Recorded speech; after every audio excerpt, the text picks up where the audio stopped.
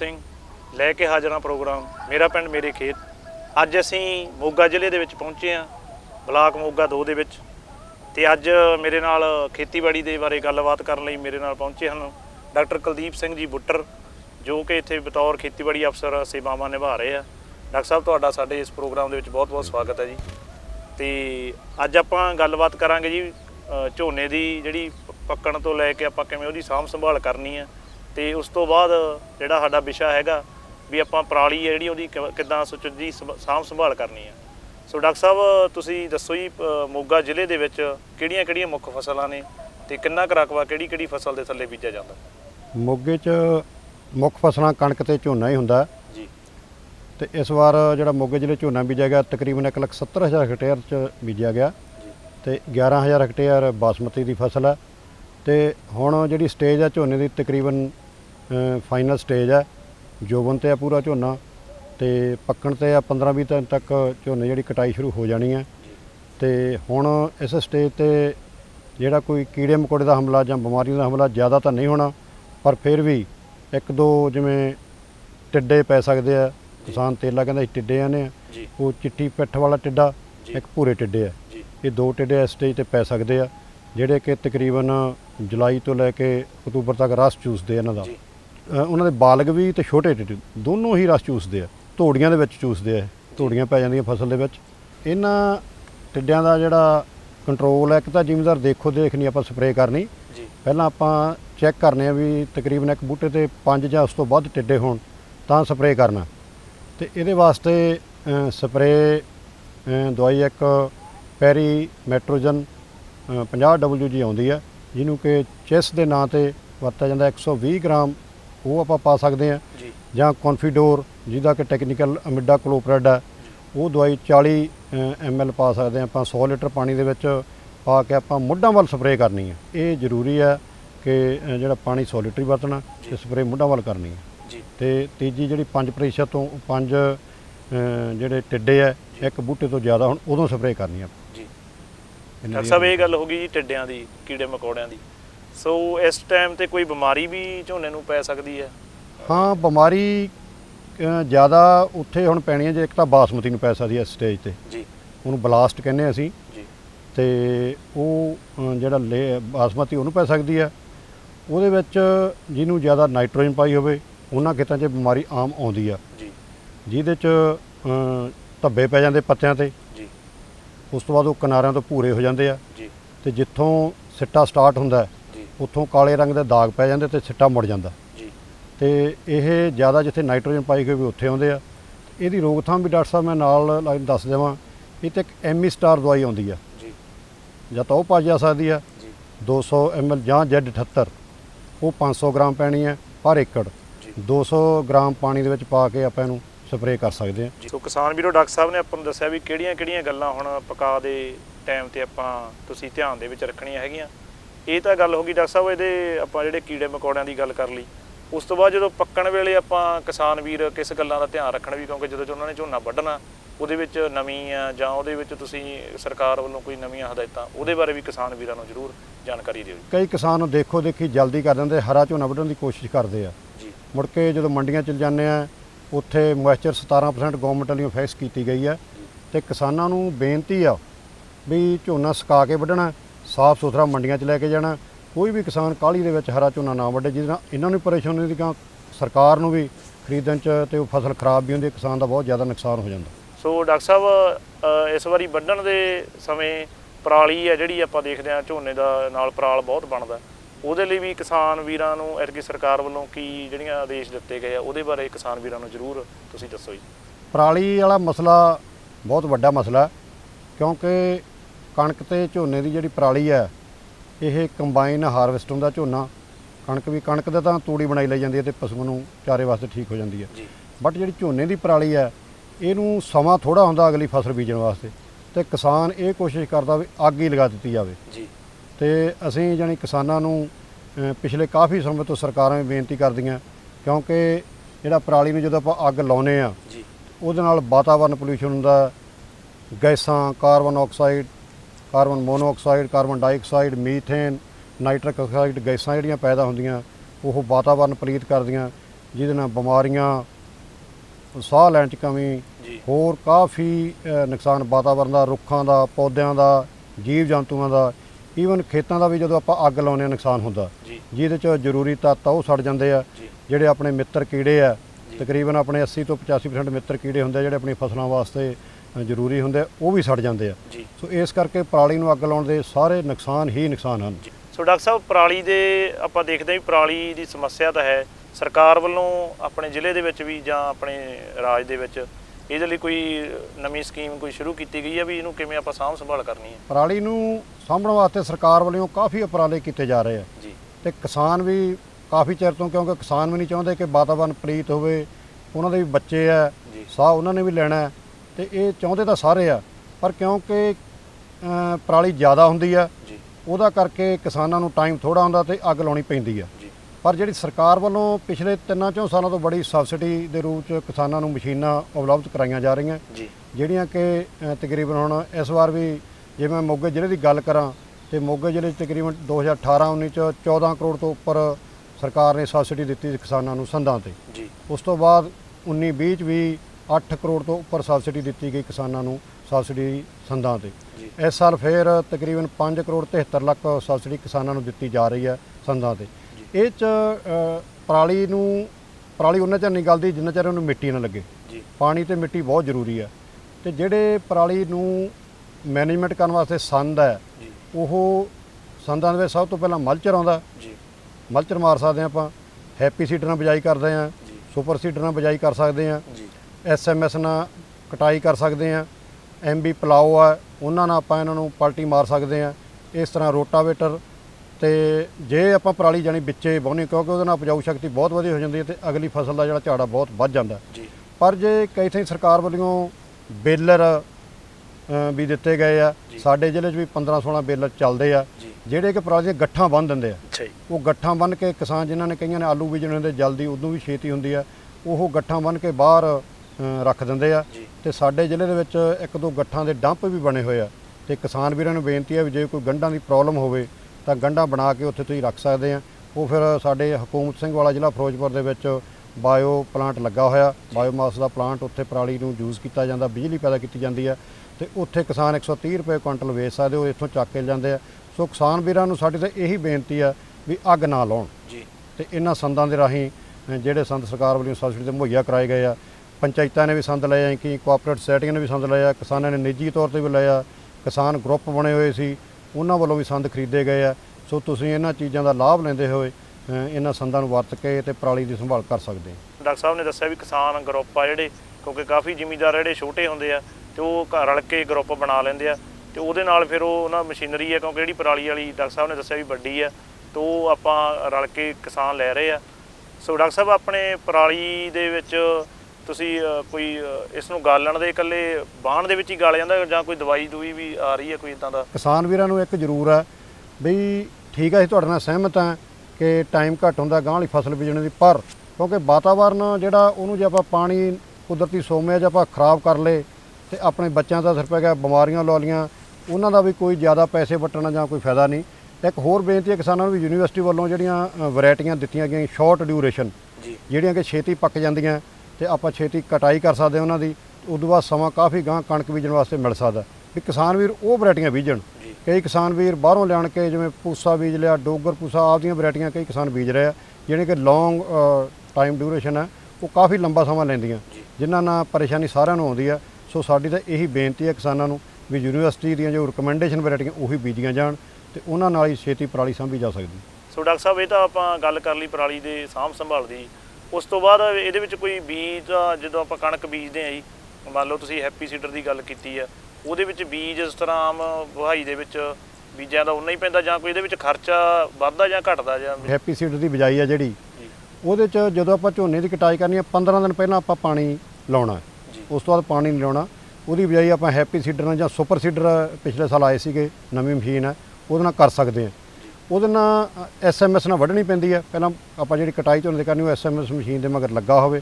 ਉਸ ਤੋਂ ਬਾਅਦ ਜਿਹੜੀ ਸੁਪਰ ਸੀਡਰ ਨਾਲ ਬਿਜਾਈ ਕਰਨੀ ਉਹ 'ਚ ਗਿੱਲ ਚਾਹੀਦੀ ਆ, ਜੀ ਉਹ 'ਚ ਸੀਡ ਰੇਟ ਵੀ 40 ਕਿਲੋ ਦੀ 50 ਕਿਲੋ ਚਾਹੀਦਾ, ਜੀ ਕਿਉਂਕਿ ਕਈ ਵਾਰ ਸੀਡ ਪੂਰਾ ਮਿੱਟੀ ਨਹੀਂ ਪੈਂਦੀ ਜਾਂ ਕੋਈ ਹਰਾ ਨਹੀਂ ਹੁੰਦਾ, ਉਹਦੇ ਵਾਸਤੇ 50 ਕਿਲੋ ਸੀਡ ਰੇਟ ਚਾਹੀਦਾ। ਤੇ ਗਿੱਲ ਚਾਹੀਦੀ ਹੈ, ਤੇ ਤੁਸੀਂ ਸੁਪਰ ਸੀਡਰ ਨਾਲ ਸਿੱਧੀ ਬਿਜਾਈ ਕਰ ਸਕਦੇ ਆ SMS ਨਾਲ ਵਧਾ ਕੇ। ਸੋ ਉਹਦੇ ਨਾਲ ਮੁੜ ਕੇ ਬਾਅਦ ਵਿੱਚ ਜਦੋਂ ਤੁਸੀਂ 15-20 ਦਿਨ ਬਾਅਦ 10 ਦਿਨ ਬਾਅਦ ਕਣਕ ਹਰੀ ਹੋ ਜਾਂਦੀ ਹੈ, ਤੇ ਥੋੜਾ ਜਿਹਾ ਚਿਰ ਲੱਗਦਾ ਵੀ ਕਣਕ ਮੇਰੀ ਠੀਕ ਨਹੀਂ। ਜ਼ਿਮੀਂਦਾਰਾਂ ਦੇ ਇਹ ਵੀ ਖਦਸ਼ਾ ਕਈ ਜ਼ਿਮੀਂਦਾਰਾਂ ਨੂੰ ਹੈਗਾ, ਇਸ ਕਰਕੇ ਵੀ ਜ਼ਿਮੀਂਦਾਰ ਕਰਦੇ ਵੀ ਕਣਕ ਚੰਗੀ ਨਹੀਂ ਜਾਂ ਰਸਤੇ ਦੇ ਉੱਪਰ ਹੁੰਦਾ ਤੇ ਲੋਕ ਕਹਿੰਦੇ ਆ, ਬਟ ਇਹੋ ਜਿਹੀ ਕੋਈ ਗੱਲ ਨਹੀਂ ਹੁੰਦੀ। ਬਾਅਦ 'ਚ ਉਹੀ ਪਰਾਲੀ ਗਲ ਕੇ ਜਦੋਂ ਡੀਕੰਪੋਜ਼ ਹੋ ਜਾਂਦੀ ਹੈ, ਉਹ ਫਿਰ ਫਸਲ ਨੂੰ ਉਸ ਨੂੰ ਲੱਗਦੀ ਹੈ, ਤੇ ਦਸੰਬਰ 'ਚ ਜਾ ਕੇ ਮਹੀਨੇ ਡੇਢ ਮਹੀਨੇ ਕਣਕ ਉਹੀ ਕਣਕ ਬਹੁਤ ਸੋਹਣੀ ਲੱਗਦੀ ਹੈ। ਇਸ ਕਰਕੇ ਸੁਪਰ ਸੀਡਰ ਜਾਂ ਹੈਪੀ ਸੀਡਰ ਨਾਲ ਤੁਸੀਂ ਬਹੁਤ ਸੋਹਣੀ ਬਿਜਾਈ ਕਰ ਸਕਦੇ। ਉਹਦੇ ਨਾਲ ਆਪਣਾ ਝਾੜ ਦਾ ਵੀ 2-3 ਕੁਇੰਟਲ ਦਾ ਫਰਕ ਪੈ ਜਾਂਦਾ, ਤੇ ਖਰਚੇ ਵੀ ਘਟਦੇ ਆ, ਕਿਉਂਕਿ ਜੇ ਆਪਾਂ ਉਸ ਤਰ੍ਹਾਂ ਖਰਚੇ ਕਰਾਂਗੇ, ਪੈਲੀ ਨੂੰ ਵਾਹਵਾਂਗੇ, ਸੁਹਾਗਾ ਫੇਰਾਂਗੇ ਜਾਂ ਪਾਣੀ ਦੇਵਾਂਗੇ, ਰੌਣੀ ਕਰਾਂਗੇ, ਉਹ 'ਤੇ ਖਰਚਾ ਕਾਫੀ ਆਉਂਦਾ।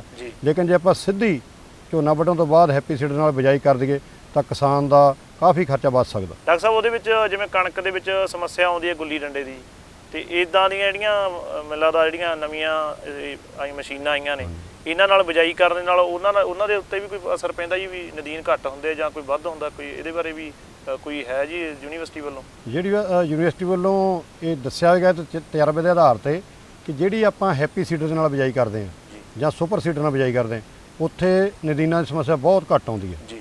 ਉੱਥੇ ਪਿਛਲੇ ਸਾਲ ਦੇਖਿਆ ਗਿਆ, ਅਸੀਂ ਵੀ ਫੀਲਡ ਦੇ ਵਿੱਚ ਕਈ ਥਾਈਂ ਗਏ ਹਾਂ, ਬਿਲਕੁਲ ਹੀ ਕਈ ਥਾਈਂ ਨਦੀਨ ਉੱਗਿਆ ਹੀ ਨਹੀਂ। ਸੋ ਇਸ ਕਰਕੇ ਉਹ ਸਪਰੇਅ ਵੀ ਬਚ ਜਾਂਦੀ ਜ਼ਿਮੀਂਦਾਰ ਦੀ, ਸਮਾਂ ਵੀ ਬਚ ਜਾਂਦਾ, ਪੈਸੇ ਵੀ ਬਚ ਜਾਂਦੇ ਆ, ਤੇ ਪਰਾਲੀ ਨੂੰ ਅੱਗ ਵੀ ਨਹੀਂ ਲੱਗਦੀ, ਉਹ ਵਾਤਾਵਰਨ ਬਚ ਜਾਂਦਾ। ਇੱਕ ਪਿਛਲੇ ਅਨੁਮਾਨ ਅਨੁਸਾਰ ਨਾ ਆਪਣੇ ਜਿਹੜੀ ਪਰਾਲੀ ਆਪਣੀ ਝੋਨਾ, ਇਹਦੇ ਵਿੱਚ ਪਰਾਲੀ ਦੇ ਵਿੱਚ ਤਕਰੀਬਨ 25% ਨਾਈਟ੍ਰੋਜਨ ਰਹਿ ਜਾਂਦੀ ਹੈ, ਨਾਈਟ੍ਰੋਜਨ ਤੇ ਫਾਸਫੋਰਸ, 50% ਆਪਣੀ ਗੰਧਕ ਰਹਿ ਜਾਂਦੀ ਹੈ, ਤੇ 75% ਪੋਟਾਸ਼ ਰਹਿ ਜਾਂਦੀ ਹੈ।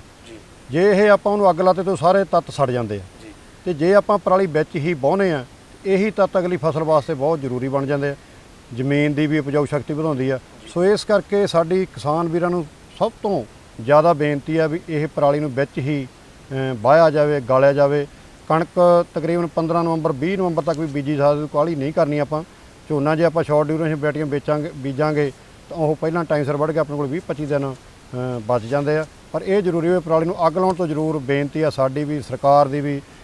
ਪਿਛਲੇ ਸਾਲ NGT ਹੈ, ਨੈਸ਼ਨਲ ਗ੍ਰੀਨ ਟ੍ਰਿਬਿਊਨਲ ਨਵੀਂ ਦਿੱਲੀ, ਉਹਨਾਂ ਵੱਲੋਂ ਵੀ ਕਾਫੀ ਸਖਤ ਹਦਾਇਤਾਂ ਕਿਸਾਨਾਂ ਵਾਸਤੇ ਕੀਤੀਆਂ ਗਈਆਂ ਸੀ, ਤੇ ਸੁਪਰੀਮ ਕੋਰਟ ਨੇ ਵੀ ਕਾਫੀ ਸਖਤ ਰੁਖ ਅਪਣਾਇਆ ਸੀ ਵੀ ਪਰਾਲੀ ਨੂੰ ਅੱਗ ਨਹੀਂ ਲਾਉਣ ਦੇਣੀ। ਤੇ ਫਿਰ ਵੀ ਕੁਝ ਕਿਸਾਨ ਵੀਰਾਂ ਤੋਂ ਚਲੋ ਸੰਦ ਨਹੀਂ ਸੀਗੇ, ਲਾਈ ਹੈ, ਬਟ ਇਸ ਵਾਰ ਫਿਰ ਅਸੀਂ ਬੇਨਤੀ ਆਪ ਨੂੰ ਕਰਾਂਗੇ ਕਿ ਅੱਗ ਨਾ ਲਾਈ ਜਾਵੇ, ਵਾਤਾਵਰਨ ਨੂੰ ਪਲੀਤ ਹੋਣ ਤੋਂ ਬਚਾਇਆ ਜਾ ਸਕੇ। ਆਪਾਂ ਗੱਲ ਕਰ ਰਹੇ ਸੀ ਕਣਕ ਦੇ ਝੋਨੇ ਦੀ, ਉਸ ਤੋਂ ਬਾਅਦ ਕਈ ਕਿਸਾਨ ਆ ਜਿਹੜੇ ਉਹ ਫਸਲਾਂ ਦੇ ਨਾਲ ਇਹਨਾਂ ਫਸਲਾਂ ਤੋਂ ਇਲਾਵਾ ਸਬਜ਼ੀਆਂ ਦੀ ਕਾਸ਼ਤ ਕਰਦੇ ਆ, ਜਿਹਦੇ ਵਿੱਚ ਆਲੂ ਆ। ਸੋ ਉਹਨਾਂ ਕਿਸਾਨ ਵੀਰ ਝੋਨਾ ਵੱਢਿਆ, ਮੰਨ ਲਓ, ਉਹ ਕਿਹੜਾ ਸੰਦ ਆ ਜਿਹੜਾ ਇਹਨਾਂ ਵਿੱਚੋਂ ਇਸਤੇਮਾਲ ਕਰ ਸਕਦੇ? ਹਾਂ, ਕਿਸਾਨ ਵੀਰ ਮੋਗੇ ਜ਼ਿਲ੍ਹੇ ਤਕਰੀਬਨ 5500 ਹੈਕਟੇਅਰ ਆਲੂਆਂ ਦੀ ਬਿਜਾਈ ਕੀਤੀ ਜਾਂਦੀ ਹੈ, ਤੇ 200-300 ਹੈਕਟੇਅਰ ਦੇ ਵਿੱਚ ਮਟਰ, ਹੋਰ ਕਈ ਸਬਜ਼ੀਆਂ ਛੋਟੇ ਪੱਧਰ 'ਤੇ ਲਾਈਆਂ ਜਾਂਦੀਆਂ। ਹਾਂ, ਇਹ ਕੁਐਸਚਨ ਬੜਾ ਕਿਸਾਨ ਵੀਰਾਂ ਵਾਸਤੇ ਬਹੁਤ ਵਧੀਆ, ਕਿਉਂਕਿ ਆਲੂ ਹੁਣ ਬੀਜਣੇ ਆ। ਪਹਿਲੀ ਗੱਲ ਤਾਂ ਕਿਸਾਨਾਂ ਵੱਲੋਂ ਵੈਰਾਈਟੀਆਂ ਉਹ ਬੀਜੀਆਂ ਗਈਆਂ ਜਿਹੜੀਆਂ ਕਿ ਹੁਣ ਛੇਤੀ ਪੱਕਣ ਵਾਲੀਆਂ। PR 126 ਬਹੁਤ ਕਿਸਾਨਾਂ ਨੇ ਲਾਇਆ ਮੋਗੇ ਜ਼ਿਲ੍ਹੇ 'ਚ, ਜਿਨ੍ਹਾਂ ਨੇ ਸਬਜ਼ੀ ਲਾਉਣੀ ਆ, ਉਹਨਾਂ ਵਾਸਤੇ ਉਹ MB ਪਲਾਓ ਦਾ ਇਸਤੇਮਾਲ ਕਰ ਸਕਦੇ ਆ, ਕਿਉਂਕਿ PR 126 ਦੀ ਜਿਹੜੀ ਪਰਾਲੀ ਆ ਸ਼ਾਰਟ ਡਿਊਰੇਸ਼ਨ ਉਹਦੀ ਪਰਾਲੀ ਵੀ ਥੋੜ੍ਹੀ ਆ, ਤੇ MB ਪਲਾਓ ਮਾਰ ਕੇ ਉਹ ਤੇ ਬੈੱਡ ਬਣਾ ਸਕਦੇ ਆ, ਬਹੁਤ ਵਧੀਆ। ਉਹਦੇ ਨਾਲ ਪਿਛਲੇ ਸਾਲ ਲੋਕਾਂ ਨੂੰ ਤਜਰਬੇ ਆ, ਉਹਦੇ ਨਾਲ MB ਪਲਾਓ ਮਾਰ ਕੇ ਮਾਰ ਸਕਦੇ ਆ। ਬਾਕੀ ਜਿਹੜੀਆਂ ਫਸਲਾਂ ਜਿਵੇਂ ਹੋਰ ਲਾਉਣੀਆਂ, ਜਿਵੇਂ ਕਣਕ ਹੈ, ਛੋਲੇ, ਸਰੋਂ, ਦੂਸਰੀਆਂ ਫਸਲਾਂ ਹਾੜੀ ਦੀਆਂ ਬੀਜਣੀਆਂ, ਉਹਦੇ ਵਾਸਤੇ ਮਲਚਰ ਯੂਜ਼ ਕੀਤਾ ਜਾ ਸਕਦਾ। ਜ਼ੀਰੋ ਡਰਿਲ ਨਾਲ ਮਲਚਰ ਮਾਰਨ ਤੋਂ ਬਾਅਦ ਜ਼ੀਰੋ ਡਰਿਲ ਨਾਲ ਸਿੱਧੀ ਬਿਜਾਈ ਕੀਤੀ ਜਾ ਸਕਦੀ ਹੈ। ਜਿਹੜੀ ਮਸ਼ੀਨ ਆਪਾਂ SMS ਨਾਲ, ਕਿਉਂਕਿ ਪੰਜਾਬ ਸਰਕਾਰ ਵੱਲੋਂ ਇੱਕ ਕਿਸਾਨਾਂ ਨੂੰ ਹੋਰ ਸੁਨੇਹਾ ਹੈ ਕਿ ਦਿੱਤਾ ਗਿਆ ਕਿ ਕੋਈ ਵੀ ਜਿਹੜੀ ਕੰਬਾਈਨ ਆ ਉਹ SMS ਤੋਂ ਬਗੈਰ ਨਹੀਂ ਚੱਲਣੀ।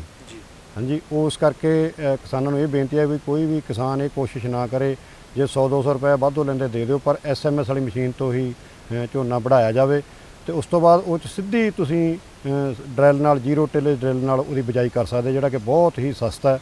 ਅੱਜ ਤੁਸੀਂ ਝੋਨਾ ਵੱਢਿਆ, 1-2 ਦਿਨ ਬਾਅਦ ਹੀ ਤੁਸੀਂ ਕਣਕ ਦੀ ਬਿਜਾਈ ਕਰ ਸਕਦੇ, ਨਾਲ ਤਾਂ ਲੇਟ ਨਹੀਂ ਹੋਊਗਾ ਤੇ ਨਾਲੇ ਤੁਹਾਡਾ ਸਾਰਾ ਖਰਚਾ ਵਧੂਗਾ। ਮੈਂ ਆਸ ਕਰਦਾ ਵੀ ਜਿਹੜੇ ਕਿਸਾਨ ਆ ਇਸ ਵਾਰੀ ਇਸ ਸੀਜ਼ਨ ਦੇ ਵਿੱਚ ਇਸ ਤੁਹਾਡੇ ਗੱਲਾਂ ਤੋਂ ਸੇਧ ਲੈਂਦੇ ਹੋਏ ਆਪਣੇ ਵਾਤਾਵਰਨ ਨੂੰ ਬਚਾਉਣ ਦੇ ਲਈ ਵੀ ਇਸ ਵਾਰੀ ਪਰਾਲੀ ਨੂੰ ਬਹੁਤ ਘੱਟ ਅੱਗ ਲਾਉਣਗੇ। ਸੋ ਡਾਕਟਰ ਸਾਹਿਬ, ਤੁਸੀਂ ਕਿਸਾਨਾਂ ਨੂੰ ਜਾਂਦੇ ਕੀ ਸੁਨੇਹਾ ਦੇਣਾ ਚਾਹੁੰਦੇ ਹੋ ਆਪਣੇ ਮਹਿਕਮੇ ਵੱਲੋਂ, ਤੇ ਆਪਣੇ ਤੁਸੀਂ ਪਰਸਨਲੀ ਵੀ ਕਿਸਾਨ ਕਿਵੇਂ ਉਹ ਆਮਦਨ ਵਧਾ ਸਕਦਾ? ਕਿਸਾਨ ਵੀਰਾਂ ਨੂੰ ਸਾਡੇ ਵੱਲੋਂ ਸੁਨੇਹਾ ਖੇਤੀਬਾੜੀ ਵਿਭਾਗ ਵੱਲੋਂ, ਪੰਜਾਬ ਸਰਕਾਰ ਵੱਲੋਂ ਇਹੀ ਹੈ ਵੀ ਆਪਾਂ ਖਰਚੇ ਘਟਾ ਕੇ ਹੀ ਖੇਤੀ 'ਚੋਂ ਆਮਦਨ ਪੈਦਾ ਕਰ ਸਕਦੇ ਹਾਂ, ਤੇ ਖਰਚੇ ਇਸ ਤਰ੍ਹਾਂ ਹੀ ਘਟਣਗੇ ਵੀ ਆਪਾਂ ਸਿੱਧੀ ਬਿਜਾਈ ਕਰੀਏ, ਹੈਪੀ ਸੀਡਰ ਨਾਲ ਬਿਜਾਈ ਕਰੀਏ, ਦੋ ਤਿੰਨ ਹੋਰ ਚੀਜ਼ਾਂ ਜਿਵੇਂ ਆਪਾਂ ਕਹਿ ਲਈਏ ਵੀ ਹੈਪੀ ਸੀਡਰ ਨਾਲ ਕੀਤੀ ਤੇ ਉਹ 'ਤੇ ਗੁੱਲੀ ਡੰਡਾ ਨਹੀਂ ਹੋਣਾ, ਉਹਦੀ ਸਪਰੇਆਂ ਵਜਨ ਯਾਨੀ ਖਰਚਾ ਘਟਾਉਣਾ। ਤੇ ਦੂਸਰੀ ਜਿਹੜੀ ਬੇਨਤੀ ਹੈ ਮੇਰੀ ਉਹ ਕਿਸਾਨਾਂ ਨੂੰ ਇਹ ਹੈ ਵੀ ਜਲਦੀ ਦੇ ਵਿੱਚ ਆਪਾਂ ਜਲਦੀ ਕਰਦੇ ਹਾਂ ਵੀ ਆਲੂ ਬੀਜਣੇ ਆ ਜਾਂ ਹੋਰ ਫਸਲ ਗਾਂ ਕਣਕ ਬੀਜਣੀ ਹੁੰਦੀ ਹੈ, ਵੀ ਇਹੋ ਜਿਹਾ ਸਟੈਪ ਨਹੀਂ ਚੁੱਕਣਾ ਜਿਹਦੇ ਨਾਲ ਆਪਾਂ ਵਾਤਾਵਰਨ ਖਰਾਬ ਕਰੀਏ। ਵਾਤਾਵਰਨ, ਹਵਾ, ਪਾਣੀ ਕਿੱਡਾ ਗੁਰੂ ਮਹਾਰਾਜ ਨੇ ਆਪਣੇ ਤੇ ਕਿਰਪਾ ਕੀਤੀ ਹੋਈ ਆ, ਆਪਾਂ ਨੂੰ ਸ਼ੁੱਧ ਇਹ ਚੀਜ਼ਾਂ ਚਾਹੀਦੀਆਂ ਤੇ ਇਹ ਸ਼ੁੱਧ ਤਾਂ ਹੀ ਰਹਿ ਸਕਦੀਆਂ ਜੇ ਆਪਾਂ ਇਹਨਾਂ ਨੂੰ ਗੰਧਲਾ ਨਾਮ ਕਰੀਏ। ਤੇ ਪਿਛਲੇ ਸਾਲ ਇੱਕ ਹੋਰ ਬੇਨਤੀ, ਸਰਕਾਰ ਵੱਲੋਂ ਤਕਰੀਬਨ 2500 ਰੁਪਇਆ ਹਰ ਇੱਕ ਕਿਸਾਨ ਨੂੰ ਦਿੱਤਾ ਗਿਆ ਸੀ ਜਿਨ੍ਹਾਂ ਨੇ ਪਰਾਲੀ ਨਹੀਂ ਸਾੜੀ, ਤੇ ਇਸ ਵਾਰ ਵੀ ਸਰਕਾਰ ਦੀ ਸਕੀਮ ਅਜੇ ਤਾਂ ਆਈ ਨਹੀਂ, ਆ ਸਕਦੀ ਹੈ ਤਾਂ ਕਿ ਕਿਸਾਨਾਂ ਉਹਨਾਂ ਦਾ ਉੱਚਾ ਪੱਧਰ ਚੁੱਕਿਆ ਜਾ ਸਕੇ ਉਹਨਾਂ ਦਾ। ਤੇ ਮੈਂ ਇਹੀ ਬਸ ਬੇਨਤੀ ਕਰਦਾ ਕਿਸਾਨਾਂ ਨੂੰ ਕਿ ਕੋਈ ਵੀ ਕਿਸਾਨ ਵੀਰ ਅੱਗ ਨਾ ਲਾਵੇ ਤੇ ਵੱਧ ਤੋਂ ਵੱਧ ਜਿਹੜੀਆਂ ਸਬਸਿਡੀਆਂ ਮਸ਼ੀਨਰੀ ਆ ਸਾਡੇ ਕੋਲੇ ਐਪਲੀਕੇਸ਼ਨਾਂ ਲਈਆਂ ਸੀ, ਅਸੀਂ ਦੇ ਰਹੇ ਹਾਂ, ਉਹ ਵੱਧ ਤੋਂ ਵੱਧ ਮਸ਼ੀਨਰੀ ਲੈਣ, ਪੰਚਾਇਤਾਂ ਦੇ ਰਾਹੀਂ ਪੰਚਾਇਤਾਂ ਤੋਂ ਲੈ ਲੈਣ, ਕੋਆਪਰੇਟਿਵ ਸੋਸਾਇਟੀਆਂ ਦੇ ਵਿੱਚ ਸੰਦ ਆਏ ਆ ਉਹਨਾਂ ਤੋਂ ਲੈ ਕੇ ਬਹਾ ਲੈਣ, ਜਾਂ ਕਲੱਬਾਂ ਜਿਹੜੀਆਂ ਪਿੰਡ 'ਚ ਕਿਸਾਨ ਗਰੁੱਪ ਬਣੇ ਸੀ ਉਹਨਾਂ ਦੇ ਕੋਲੇ ਵੀ ਸੰਦ ਆਏ ਹੋਏ ਆ, ਉਹਨਾਂ ਤੋਂ ਲੈ ਕੇ ਆਪਣਾ ਇਹ ਪਰਾਲੀ ਨੂੰ ਵਿੱਚੇ ਵਾਹੁਣ ਦੀ ਖੇਚਲ ਕਰਨ। ਕੋਈ ਵੀ ਕਿਸਾਨ ਵੀਰ ਅੱਗ ਨਾ ਲਾਵੇ ਕਿਉਂਕਿ ਜਿਹੜਾ ਆਪਣਾ ਵਾਤਾਵਰਨ ਹੈ ਉਹ 'ਚ ਹਵਾ, ਪਾਣੀ, ਦੂਸਰਾ ਸਾਹ ਆਪਾਂ ਲੈਣਾ ਉਸ ਹਵਾ 'ਚੋਂ, ਪਾਣੀ 'ਚੋਂ, ਉਹ ਜ਼ਰੂਰੀ ਆ ਉਹਨੂੰ ਸਾਫ਼ ਰੱਖਣਾ। ਦਰਖਤ ਆਪਾਂ ਲਾਉਂਦੇ ਰਹਿੰਦੇ ਆ ਪਰ ਜਦੋਂ ਕਿਸਾਨ ਵੀਰ ਅੱਗ ਲਾ ਦਿੰਦੇ ਆ ਉਹ ਸੜਕਾਂ 'ਤੇ ਜਿਹੜੇ ਖੜੇ ਦਰਖਤ ਹੈ ਜਾਂ ਪੰਛੀ ਆ ਵਿਚਾਰੇ, ਦਰਖਤ ਵੀ ਮੱਚ ਜਾਂਦੇ ਆ, ਪੰਛੀ ਵੀ ਕਈ ਅਸੀਂ ਮਰੇ ਹੋਏ ਦੇਖੇ ਆ। ਸੋ ਇਹੀ ਸਾਡੇ ਹੱਥ ਜੋੜ ਕੇ ਬੇਨਤੀ ਹੈ ਕਿਸਾਨ ਵੀਰਾਂ ਨੂੰ ਵੀ ਜਿੰਨਾ ਬਚਾ ਸਕੋ। ਬਹੁਤ ਮਸ਼ੀਨਰੀ ਆਈ ਹੋਈ ਆਪਣੇ ਜ਼ਿਲ੍ਹੇ 'ਚ ਵੀ, ਪੰਜਾਬ 'ਚ ਵੀ, ਤੇ ਉਹ ਮਸ਼ੀਨਰੀ ਦੇ ਨਾਲ ਤੁਸੀਂ ਪਰਾਲੀ ਨੂੰ ਵਿੱਚ ਹੀ ਵਾਹੁਣ ਦੀ ਕੋਸ਼ਿਸ਼ ਕਰੋ ਤਾਂ ਕਿ ਆਪਾਂ ਜਿਹੜੀ ਗਾਂ ਵਾਲੀ ਫਸਲ ਹੈ ਉਹਦੀ ਜ਼ਮੀਨ ਦੀ ਉਪਜਾਊ ਸ਼ਕਤੀ ਵਧਾ ਸਕਦੇ ਹਾਂ, ਫਸਲ ਦਾ ਝਾੜ ਵਧੂਗਾ, ਆਪਣਾ ਆਰਥਿਕ ਪੱਧਰ ਉੱਚਾ ਹੋਊਗਾ, ਤੇ ਨਾਲੇ ਸਭ ਤੋਂ ਵੱਡਾ ਜਿਹੜਾ ਵਾਤਾਵਰਨ ਹੈ ਜਿਹੜਾ ਕਿ ਕਿਸੇ ਕੀਮਤ 'ਤੇ ਮਿਲਣਾ ਹੀ ਨਹੀਂਗਾ। ਜਿਹੜੀ ਆਕਸੀਜਨ ਆਪਾਂ ਦਰਖਤ ਆਕਸੀਜਨ ਛੱਡਦੇ ਆ, ਆਪਾਂ ਆਕਸੀਜਨ ਸਾਹ ਨਾਲ ਲੈਂਦੇ ਆ, ਤੇ ਉਹ ਆਕਸੀਜਨ ਦੇ ਦਰਖਤ ਹੋਣਗੇ ਤਾਂ ਆਕਸੀਜਨ ਆਪਾਂ ਨੂੰ ਮਿਲੂਗੀ। ਸੋ ਅੰਤ ਵਿੱਚ ਸੁਨੇਹਾ ਕਿਸਾਨ ਵੀਰਾਂ ਨੂੰ ਇਹ ਹੈ ਵੀ ਕੋਈ ਵੀ ਕਿਸਾਨ ਵੀਰ ਪਰਾਲੀ ਨੂੰ ਅੱਗ ਨਾ ਲਵੇ। ਨਾਲ ਦੂਸਰਾ ਜਿਹੜੀ ਸਰਕਾਰ ਵੱਲੋਂ ਸਬਸਿਡੀ ਦਿੱਤੀ ਜਾ ਰਹੀ ਸੰਦਾਂ 'ਤੇ ਵੀ 2500 ਰੁਪਇਆ ਫੇਰ ਹੈ ਕਿ ਦੇਣਾ ਉਹਨਾਂ ਨੇ ਜਿਨ੍ਹਾਂ ਨੇ ਕਿਸਾਨ ਵੀਰਾਂ ਨੂੰ ਅੱਗ ਲਾਉਣੀ, ਉਹ ਵੀ ਤੁਸੀਂ ਪ੍ਰਾਪਤ ਕਰੋ। ਤੇ ਸਾਰੇ ਸਭ ਤੋਂ ਵੱਡੀ ਬੇਨਤੀ ਬਸ ਉਹ ਗੁਰੂ ਸਾਹਿਬ ਵਾਲੀ ਹੈ ਕਿ ਤੁਸੀਂ ਸਾਰਾ ਵਾਤਾਵਰਨ ਨੂੰ ਸਹੀ ਰੱਖੋ, ਆਪਾਂ ਤੇ ਆਪਣੇ ਬੱਚਿਆਂ ਦਾ ਭਵਿੱਖ ਆ ਜਿਹੜਾ ਉਹ ਸਵਾਰ ਸਕੀਏ।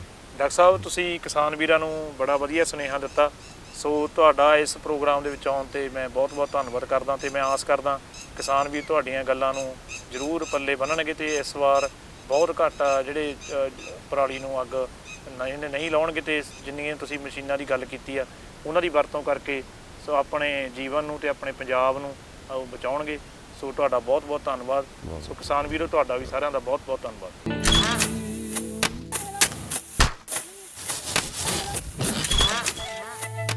भारत एक कृषि प्रधान देश है।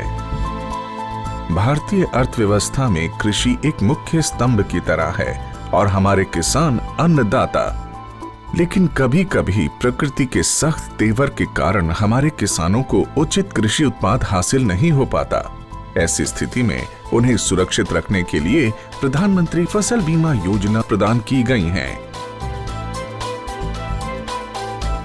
प्रधानमंत्री फसल बीमा योजना को किसानों तक पहुंचाना और उन्हें लाभान्वित करने का काम बैंक और राज्य स्तरीय बैंकर समितियां यानी SLBC की हैं।